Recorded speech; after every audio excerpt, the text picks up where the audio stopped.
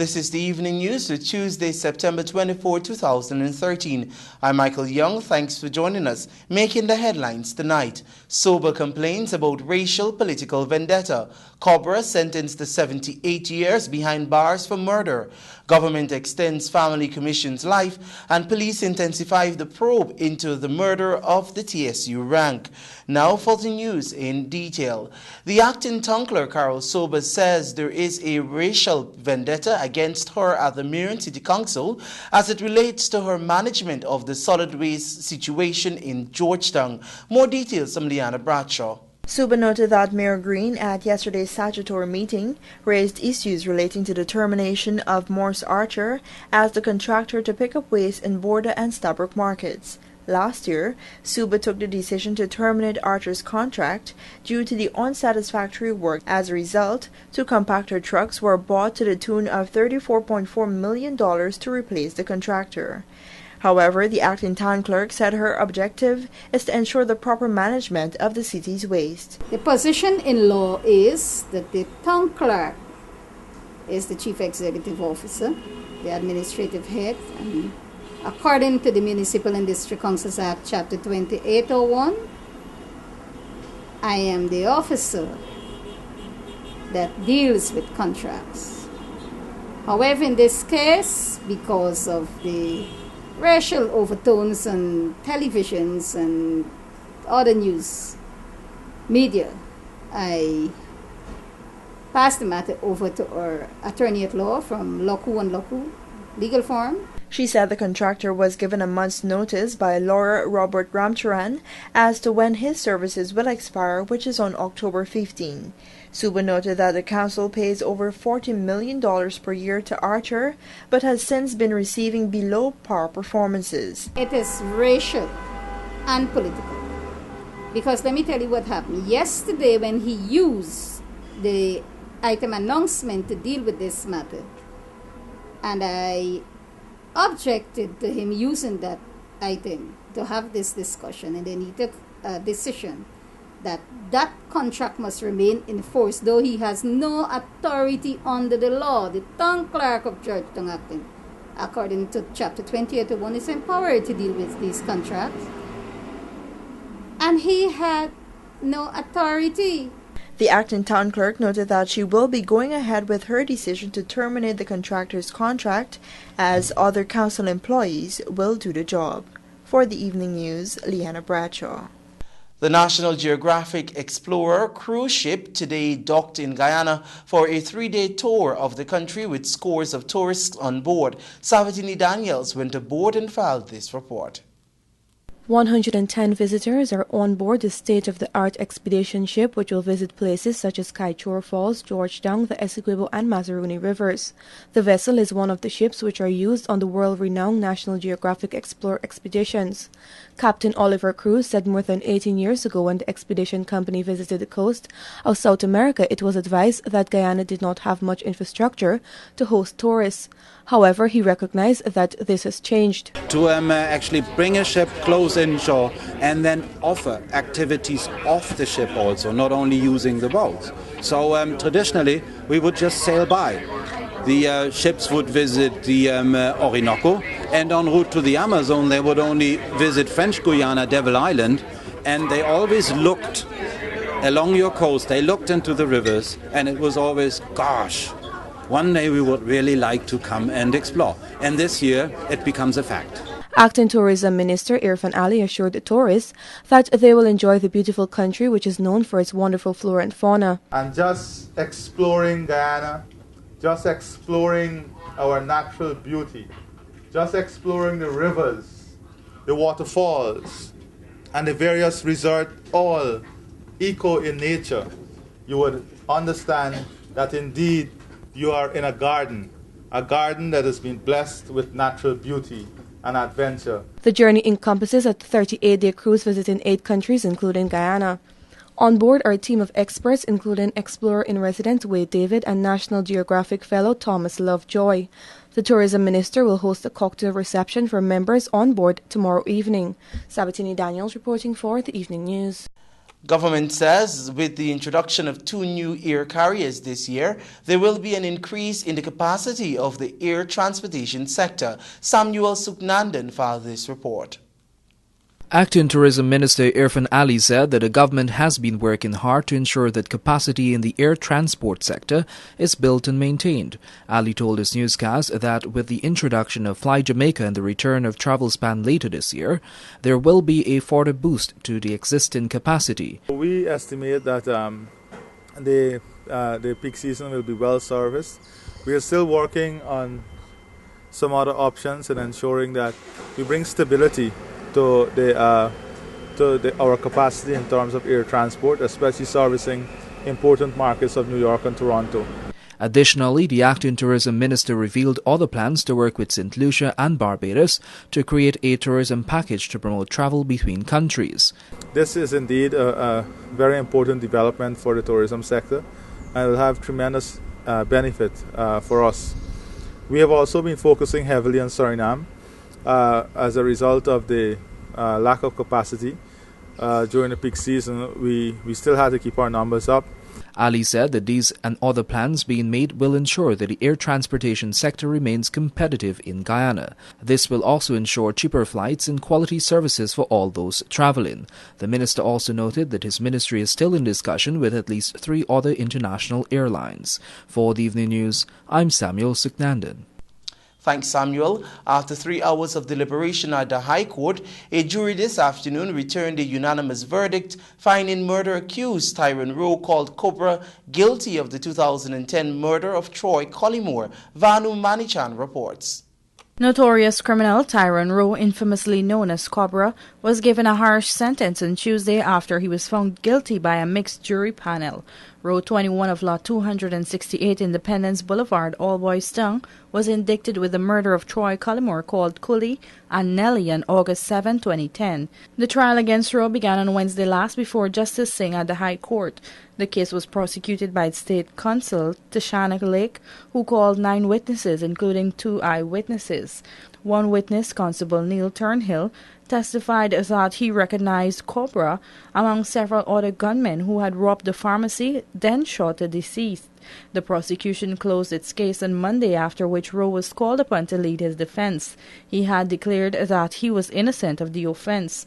On Tuesday's date, after spending 3 hours in deliberation, the jury returned with a unanimous verdict of guilty to murder. Justice Singh, in delivering the sentence, began with 60 years and added an additional 18 years, taking all the aggravating factors into consideration. The judge's sentence left the entire courtroom aghast. Collymore was shot 3 times to his head during a robbery at a Plaisance business place on August 5, 2010. He was hospitalized but succumbed 2 days later. While Cobra, who was 17 years old at the time, was not the person who shot the deceased, he was one of the 3 armed men who were at the scene. For the Evening News, Whitney Prasad. A member of the Ghana Police Force was gunned down last evening at his North Sapphire home. Liana Bradshaw reports. As the recent upsurge of crimes continue to cripple society, a young police officer was shot and killed last evening in his home. 29-year-old Michael Cumberbatch of Lot 111 North Sapphire was shot twice to his upper body. This newscast was told that just before 22 hours, a man went to the officer's home inquiring about someone, and when he was asked to leave, he opened fire on Cumberbatch, who was at the front door at the time.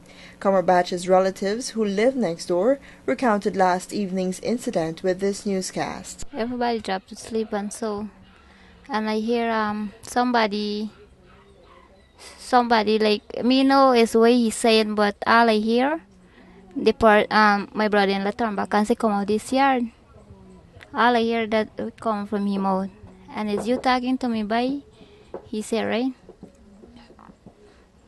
And he said, yeah. As when the boy don't talk to you know, all I hear is 2 times splittings. And the girl holler for my husband, calling for he. And he couldn't catch himself right away, like, because he dropped to sleep and he can't catch himself right away. He jump up his bed, holler his next brother, the son, he holler for he. And the son, he jump up now and they run over there and see when we go over there, now they buy lay down so. and you should see blood around here. Meanwhile, the brother of the dead man said he was sleeping when he heard the gunshots and rushed outside. By the time the neighbors were already pouring out onto the streets. The distraught man continued that he's not fully aware of what exactly transpired, but the wife of his now dead brother told them that she witnessed everything and even saw the face of the person who shot her husband. The brother related to this newscast what the widow told him. This person come asking for a name, right? Here, and she told him that she don't know nobody name like that, right? And he was already in the yard, right? And then she husband here was the police, and he come outside and say, "Hello, you don't understand?" The lady said that she don't know his own, and then the man pull out the gun and shoot him. After Cumberbatch was shot, he was rushed to the Georgetown Public Hospital where he was pronounced dead on arrival. His body is at the GPHC mortuary awaiting autopsy. The 29-year-old man leaves to mourn his wife, 2 minor children, his mother, and 4 brothers. For the Evening News, Leanna Bradshaw. Do stay with us. More news after these messages.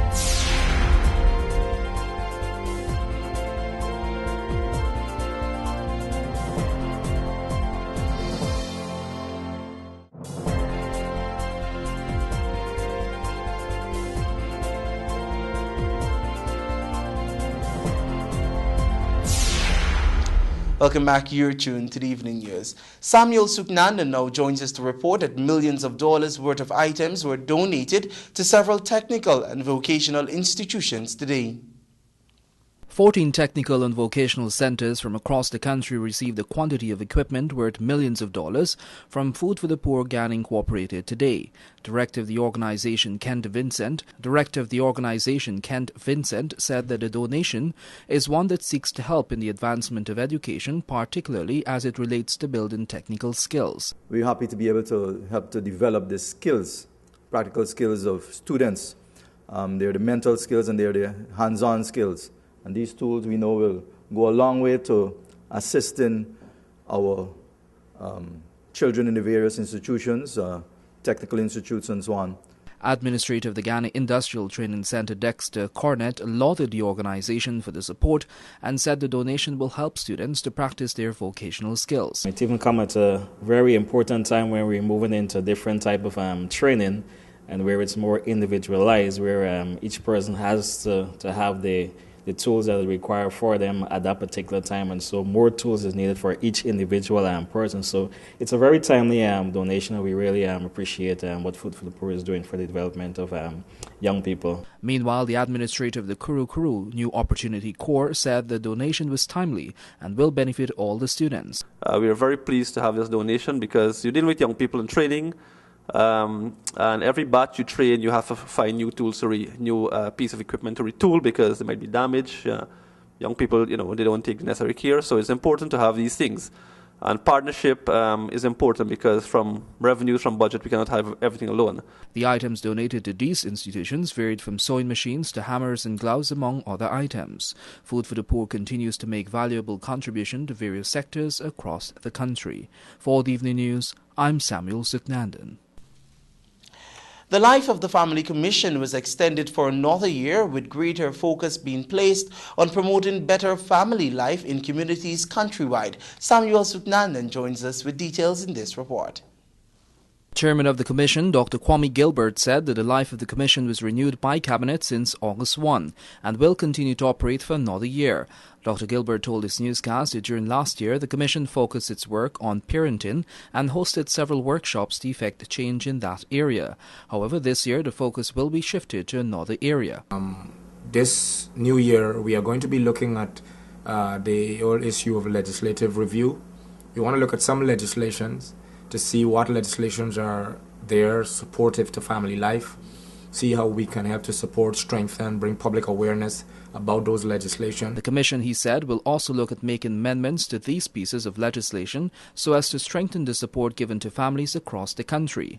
Additionally, Dr. Gilbert said the Commission will also be looking at issues about boys and men. A few organizations have already been engaged in this entire process. We believe that as a Commission, And there's a particular member of our commission who has been very, very insistent, very vocal about the need for us to begin to engage our men. So we are going to be building partnerships with organizations that are working with men and try to see how we can strengthen some of that. The National Family Commission was relaunched last year with the aim to develop a quality of life in Ghana that promotes stability in families. The commission is made up of persons from various organizations and groups from across the country. For the Evening News, I'm Samuel Suknandan. The ruling People's Progressive Party Civic has condemned the continued assault in the business sector, particularly foreign direct investments by the opposition, which has used sections of the media to promulgate its own agenda. Whitney Passard reports.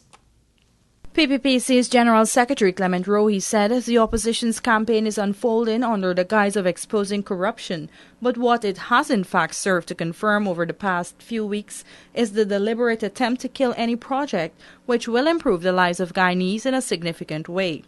Addressing the media during the party's press conference on Monday, Rohi said a clear example of this is the Amila Falls hydropower project and the daily assault emanating from the Kaichur News.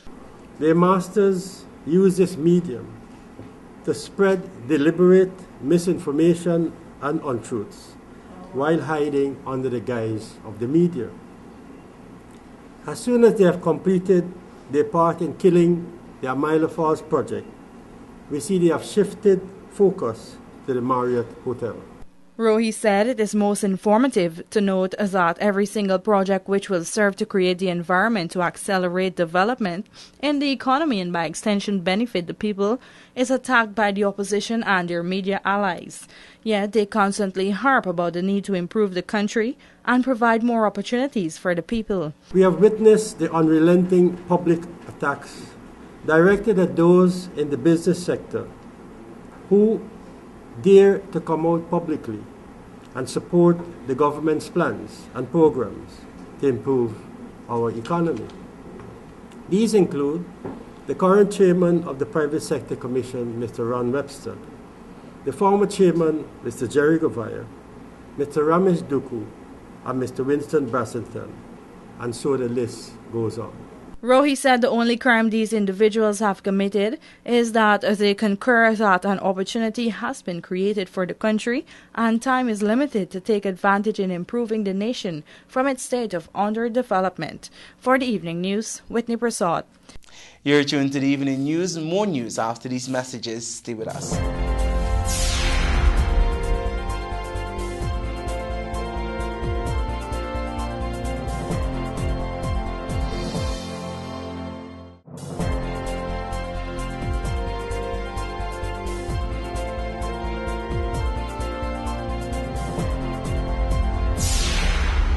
Welcome back. This is the Evening News.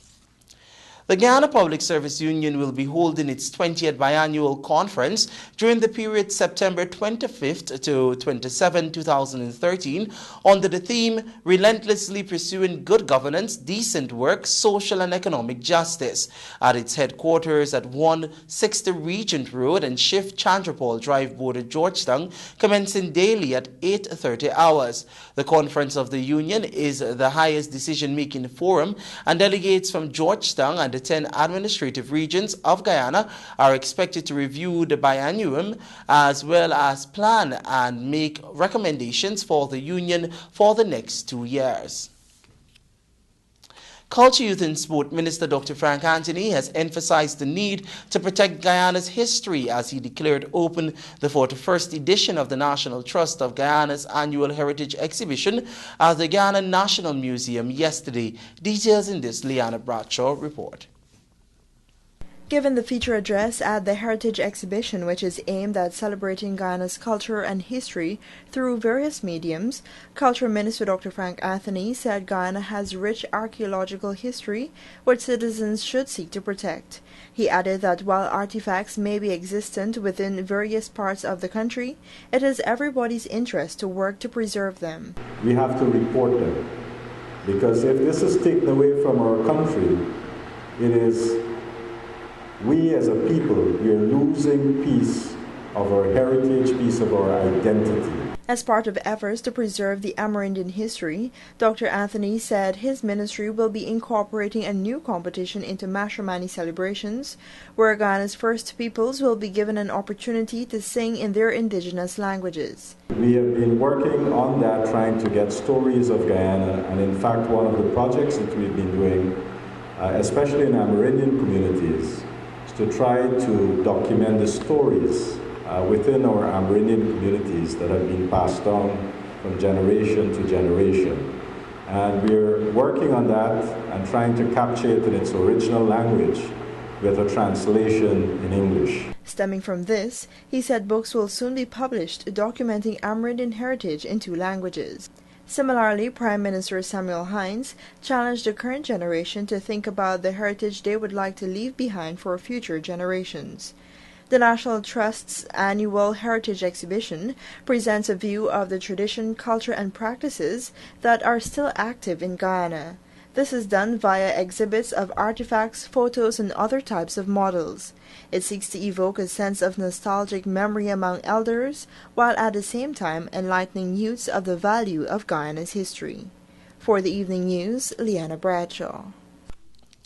Thanks, Liana. Diagnosed with a life-threatening condition of aneurysm, Lekram Jairam is seeking the public's assistance to pay for an operation in Trinidad and Tobago that cost some $40,000. Here are more details in this report. Daniram Jairam, the father of Lekram Jairam, is pleading for financial support from civil society and corporate Guyana to pay for a medical operation for his son.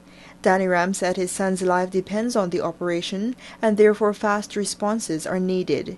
He told this newscast that they were only made aware of his condition a few weeks back when Lekram began having severe headaches and vomiting. The family said they are far from meeting the financial target, although the operation needs to be done within a matter of days. Thank for the public that they could give a helping hand to us. They have to speak to them and they have to seek out. They have a hard feelings to one another because we are all Guyanese and it could happen to each and every one of us. That's all I have to say. God bless you here. And who did a food and need the Lord to speak to him too. Meanwhile, Lekram also sought to explain his plight and the urgent need for financial support. It started like 3 weeks ago. I was about to eat my breakfast and then a sudden headache start, it surging headache, and that was when I rushed downstairs to get some breeze. I feeling hot, and then I started to vomit, and then that was downstairs in the hammock, and then I rush upstairs back to lie down, and then I vomit back again. Jairam has been diagnosed with aneurysm, a condition in an artery of the brain. His brother, Bisram Jairam, describes his sibling as a simple, easygoing type of guy who is also jovial at times. Lekram is currently employed at Trust Company Guyana Limited. Persons desirous of giving financial support are asked to do so via Demerara Bank account number 233-5040 or contact telephone numbers 231-1652, 655-2318, or 653-5024. For the Evening News, Leanna Bradshaw. Do join us after these messages. Your sport news is next.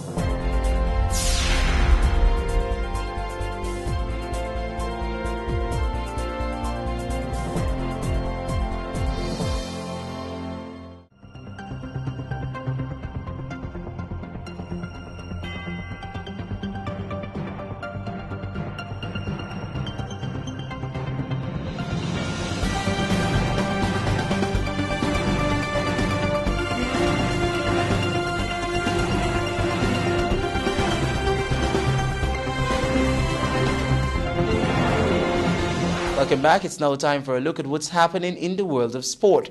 Bush Lot United Turf Club race meet in limbo. Devon Davis bags gold at the CAC Championships. And Titan Sunrisers Hybridad register victories at the Champions League. Those were the headlines. Now it's time for a look at the news in detail. The much anticipated Bush Lot United Turf Club horse race meet seems in limbo after the Guyana Police Force withdrew its presence from the event, citing its commitment to the police gymkhana slated for this Sunday. Details from Rajiv Bisnot. Coordinator of the Bush Lot United Turf Club horse race meet, Lekram Sogdeo, told this sportscast that he was summoned to a meeting and was informed of the police's inability to provide adequate security for the event due to the gymkhana. Sogdeo claimed that he was told to reschedule the event to another date when the force would be available to provide the necessary security. However, the coordinator indicated that lots of monies have already been spent and resources expended to ensure that the meet goes ahead as planned this Sunday. It was learned that over $7 million have been invested for the meet. Additionally, some 80 horses have already been registered for the meet. An impressive 7-race program has been put together with all the big names set to be in show for what is expected to be a competitive day of racing. The feature race will be for horses classified C and lower and will run for a mile for $1.2 million. All events billed for the day are the E and lower, the 3-year-old race for animals bred and born in Guyana and the West Indies, the 2-year-old race for Guyana and West Indies bred horses, the G3 and lower, the I and lower, and horses in the J, K, and L class. Thanks, Rajiv. Last year's gold medalist at the Central American and Caribbean Bodybuilding and Fitness Championships, Devon Davis, once again took the top of the podium in this year's edition of the championships, which was held last Sunday in the Dominican Republic. Davis used his sharp physique to win the competition in the flyweight division. His compatriots, Mr. Guyana Corinne Clark and Alicia Fortune, also finished on the podium. Clark earned a bronze and completed the podium once again in the welterweight category. Fortune also snared a bronze medal. The multi-talented athlete competed in the women's masters category. Delegations from 29 countries and islands participated in the championships. Titans bounced back from being all out for 123 to beat Brisbane Heat by 4 runs in their Group B match in this year's Champions League tournament in Mohali. The loss to Heat's second drastically reduced their chances of making the semi-finals. Merchant de Lang took 3 for 13 as the Heat were bowled out for 119, with Captain James Hope top scoring with 37. Earlier debutant Matthew Gale took 4 critical wickets to put the Heat on top, but their wayward batting cost them the game. Meanwhile, in the other game played today, Sunrisers Hybridad beat Trinidad and Tobago by 4 wickets. Chasing 160 for victory, Sunrisers Hybridad reached 164 for 6. T. Sarah Pereira blasted a 32-ball 57 for the winner. Earlier, Darren Bravo top scored for the Caribbean side with 66. The tournament continues on Wednesday with Otago playing Perth Scorchers and Lions opposed to the Rajasthan Royals. Do join us after these messages. Your bridge reports are next.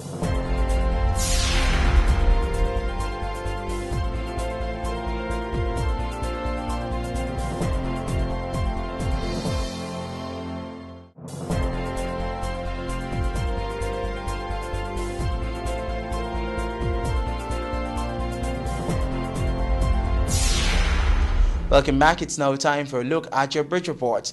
The Demerara Harbour Bridge will be closed on Wednesday, September 25 at 8 hours 30 for a period of 1.5 hours. The Burbis River Bridge will be closed on Wednesday, September 24 at 7 hours 50 for a period of 1.5 hours. That's your Tuesday, September 24, 2013 edition of the Evening News. I'm Michael Young. Thanking you very much for joining us and encouraging you to do join us at 7 a.m. for the morning news with Samuel Supnandan. Goodbye.